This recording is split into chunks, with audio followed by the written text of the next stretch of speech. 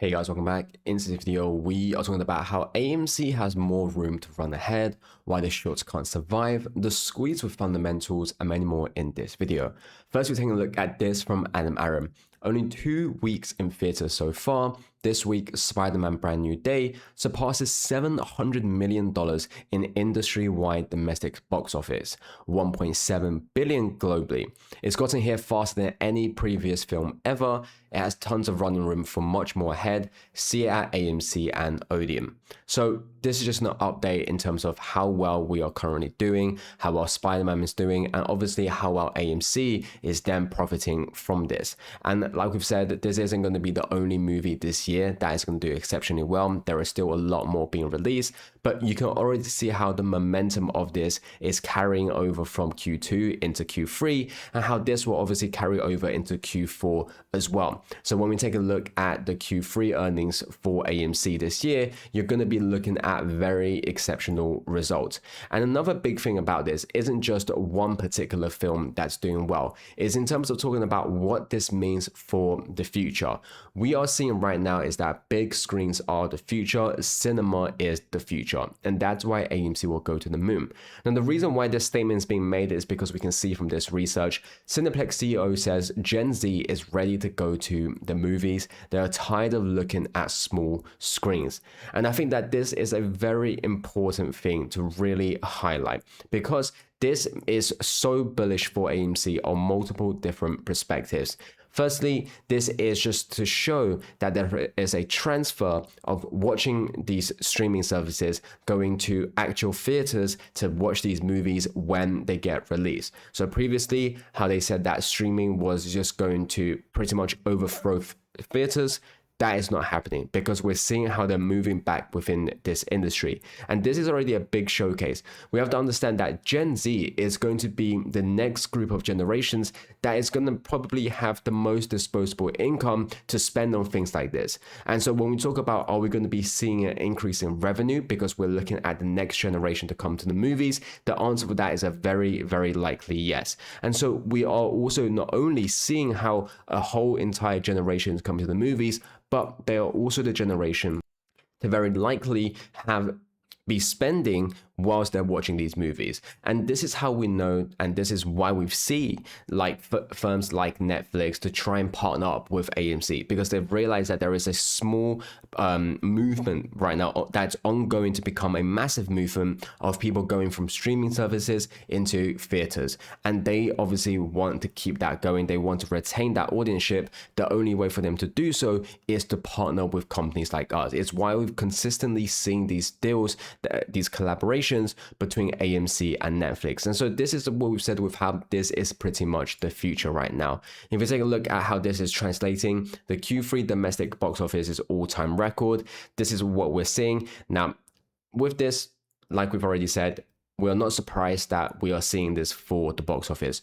What we are surprised, but also not at the same time, is the fact that despite how well the box office is doing, AMC is still being suppressed. You can see best I can do is lower than 250. Now, when you take a look at IMAX, when you take a look at Cinemark, you're obviously going to be looking at a completely different story. But the matter of the fact is that AMC should be in that same scenario. The very fact that we aren't seeing AMC go on, despite all these record box office, record AMC attendance, record AMC revenue, is just a very obvious proof of the manipulation and suppression. But we have to understand that ultimately this is going to reflect. They aren't able to take away the truth and the fact. When AMC shows their Q3 earnings, when AMC goes and shows their Q4 earnings, and how well we've done this year, you're going to be understanding how we are going to be a powerhouse that no one can ignore. And already people are seeing this, and it's being reflected. Today, yet another institution considerably increasing their stake in AMC, now owning some 2% of the float. So what we are seeing is right now, Geo Capital has reported a 36.71% increase in ownership of AMC. So adding all those ever increasing percentage of institutional ownership and then retail ownership on top of that, what can possibly be left for those shorting AMC? Now, this is already showing so many different things. Firstly, we have to understand institutions have been increasing their accumulation more than ever. They won't do this if there wasn't any future for AMC. They won't buy AMC if they think AMC was going to go bankrupt, wherever it's in the near future or wherever it's in the future. And in general, they are buying into AMC and are increasing their stake in AMC because they understand just how undervalued AMC is currently, but also what AMC would be valued in the future. That's why we're seeing this ownership. Now, along with all of these accumulations, whether it's the institutions, whether it's the retail, we have to understand that shorts are now obviously being put into a very bad position. And you can see how they've been struggling, how we're seeing the liquidity issues, and how we're trying to see all of these margin requirements happening all at once, because we are really pressuring these short sellers. And that's what they're afraid of. And even in articles like this right now, they have no choice but to reflect how good AMC is, but they do it in the same old fashion, where they talk good about AMC, but they are trying to put a very negative spin on it still. What we can see is they're talking about free stocks under $10 to buy in August.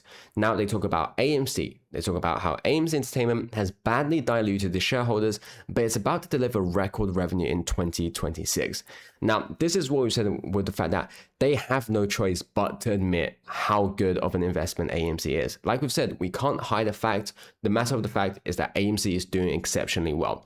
But they're obviously trying then put other negative things where they talk about the dilution. Now, this isn't me ignoring dilution. Of course, dilution has happened, and we have talked about how dilution does have a negative effect. But for the viewers who are new, I've always said this, the dilution has a negative effect, but in my opinion, the benefit is outweighing these negatives both in the long term and short term. Now, the reason why I say this is because what has this allowed AMC to obviously accelerate and to do? And you also have to understand with this is that prior to this, when AMC was at 0.96, when AMC was at 1.5, they didn't tell you to buy AMC. Now that AMC goes to 2.6, they suddenly decide to tell you to buy AMC. And so you should really be thinking, are they releasing these articles in the benefit of you? Or are they trying to benefit? Are they releasing these articles in the benefit of the institutions because they're still trying to throw people off whilst trying to allow the institutions to accumulate from themselves? Because that's ultimately what this has been. The media article has been screaming for everyone to sell their AMC, yet the institutions have been buying into it, and no one or no mainstream media is covering that. And that is ultimately how we know that they don't want retail to make money. And just like we've seen, the hedge fund or narrative control bot account attacking the merger of Paramount and Warner Bros. Is a hilariously familiar to the insistent bot attacks on both Adam Aaron and AMC theaters. Someone wants to stop more movies to theaters. Who? So the very fact we are seeing these accounts that are attacking the merger, the acquisition, should already be something that is telling of how impactful this will be towards the industry. But it also is a showcase of just how scared they are of what AMC is about to do, but also what the future of this means for AMC. As we see the merger, we're going to be seeing more quality movies. We are going to be seeing exclusive deals towards AMC. And all of this is ultimately going to allow AMC to grow. And just like we said earlier, when all of this is happening, when the fundamentals is kicking in, when you see how people are realizing how undervalued AMC is, that will be reflected in the price in the future. And that's why we're seeing these bot accounts happening, is why we're seeing these media articles trying to give a bad spin on AMC. But also something we know is that once they know a stock is going to squeeze, the computer algo takes control. It doesn't follow fundamentals. Its goal is to survive and shake out as many as possible and hope for a miracle. That's what we see right now. Now, I want to talk about this because it's obviously talking about how we are seeing a moment where fundamental is having an effect on AMC right now. It's encouraging investors to buy into it. But these algos, they are ignoring fundamentals. Their sole purpose is to then get people to sell their AMC shares. And that's what we're seeing them try to do. You can see these little AMC jumps followed by declines are like temptations to make people sell. That's what we're seeing for AMC right now. That's the tactics they are utilizing to try and hope to get the apes to sell. Now, this obviously hasn't been working, and this never will work as long as we know everything that's ongoing. As long as AMC is still operating the way it is and it's improving the way it is, we will never sell AMC shares because there will be no reason to sell a stock, to sell a company that is obviously improving. And just like we've said, we have to understand, people think squeezes and fundamentals are separate. A squeeze can occur from fundamentals and also without fundamentals, but having a squeeze of fundamentals is the best case if you own a nice portion of the business. You want the pressure on the short sellers to be to not be a spike that is too big for its own good and can't sustain itself. You want a spike that runs big but has enough supporting fundamental value to keep it propped up. So we have to understand how important this is. Just like we've said, the algos may be ignoring the fundamentals and not following it, but it doesn't mean that the fundamentals aren't important, because fundamentals have done so much for AMC. It has already encouraged the apes to obviously hold strong because we understand what's going on.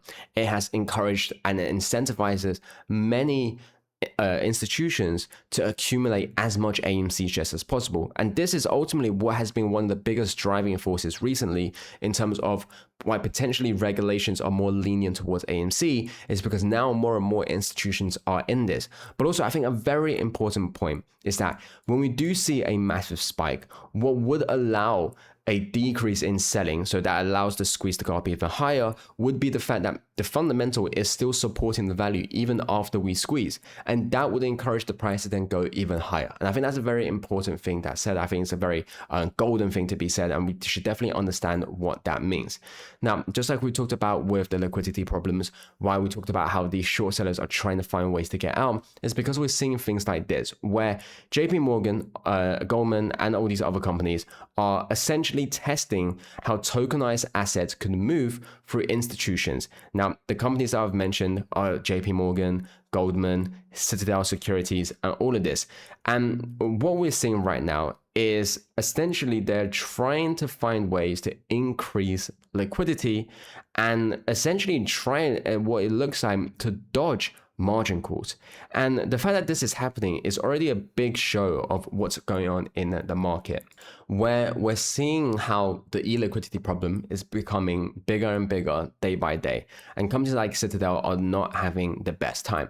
Now, what is also interesting is when this is coming through. Firstly, we've talked about how many firms have been affected by especially the Japanese yen trade, which is affecting their collaterals, which is now increasing the likelihood of margin calls. And so what we then also are seeing is how the timing of this is that global elites are trying to what seemingly look like target ordinary people, where they don't want us to know who owns what. We can see here, they issued a final rule that permanently removes the requirement for US companies and US persons to report beneficial ownership information. Not only that, they also announced that it will delete previously reported information by US persons from the beneficial ownership information database. Now, the reason why this is interesting to me is because it looks like they want to get rid of exposure and past history. All in a time, they're transferring everything onto the blockchain. So it looks like to me that they're trying to hide a few things, and they're trying to get rid of the history of a few things. Now, what could these be? Well, when we take a look at what has been some of the most toxic derivatives in the past 5 years, AMC and GME swaps. Now, what stocks were some of the first ones to have been tokenized, to have been traded on the blockchain? Once again, AMC and GME. And what stocks are some of the stocks that they have been trying to not only hide, but also completely deny the existence of?